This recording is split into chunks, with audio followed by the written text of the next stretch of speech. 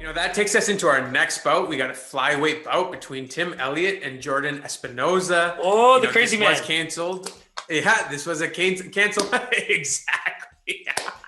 Oh, okay, you're ready, eh? You're ready to talk about some Tim Elliott. Just by that reaction, I can tell you're ready to talk about some Tim Elliott. Talking about Tim Elliott got something in my eye. So, we were actually supposed to see this bout earlier this year, and it was canceled, but... Elliot, man, this guy gets all the real deal dudes right out the gate, man. Royval, Askarov, the champ Figueiredo, unreal, man. Well, Tim Elliott is a legend, right? Like he ended up winning the flyweight tough.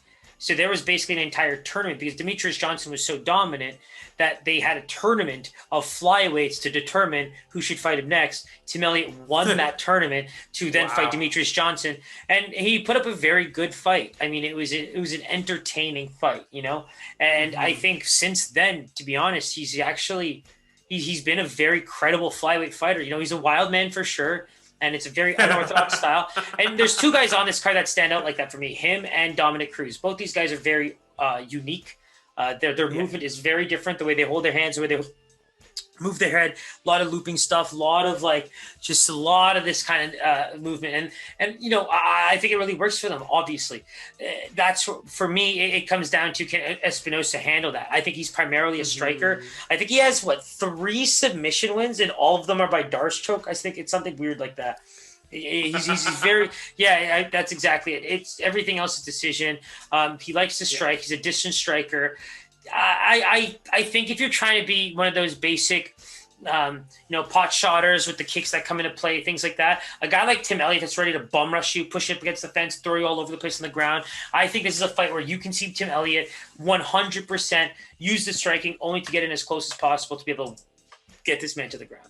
That's exactly what he's going to try to do, It was interesting to see that his first 2 losses in the UFC for Espinosa were both via triangle choke as well, right? So it's not like he's not prone to being submitted as well.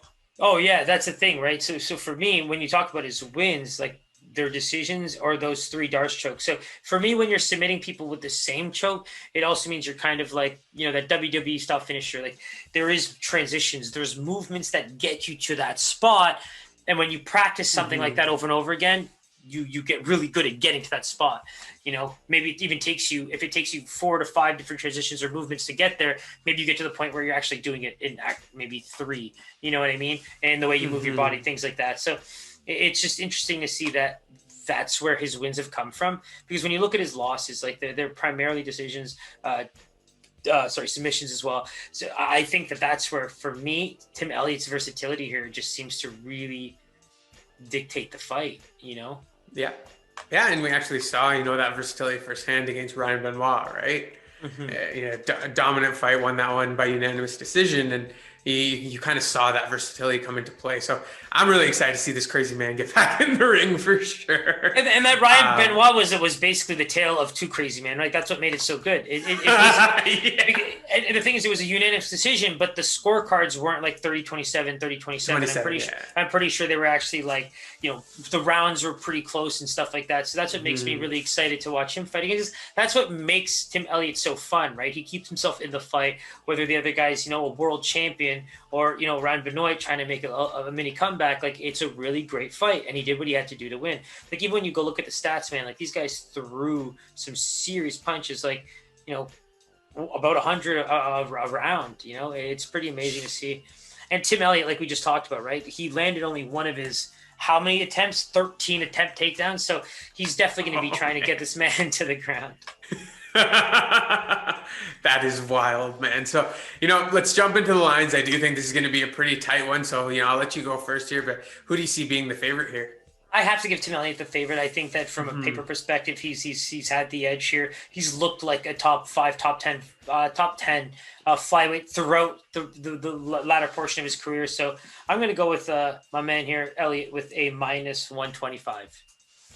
Okay, I was going to go a little bit higher. I was going to say somewhere around -140, -150 for Tim Elliott. I thought you were going to go Jordan, actually. That's interesting. Nah, man, I got to roll with the crazy man. Crazy man time. And to be honest, I would actually go way higher. It's actually a pick 'em. Minus Wow. 110. Wow. All right, that minus 120 is a lot. And see, it's funny, right? Because I kind of agreed with your line from like a different standpoint. But again, An like these analysis fights, perspective. well, like the real deal comes down to just the wild man aspect. Like if this guy can pick his shots, Tim Elliott is going to get picked apart for 3 rounds and lose a decision.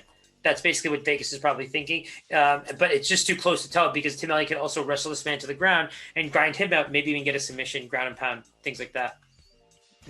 Yeah, no, that's going to be an entertaining one for sure. Really looking forward to that one. So that wraps up UFC 259. Man, what a treat that was. What Discussing a it card. with you. I could not wait to watch it. It's going to be a beauty. Make sure you don't miss this one. If you haven't already done so, hit that subscribe button, hit that bell button. All our information is below.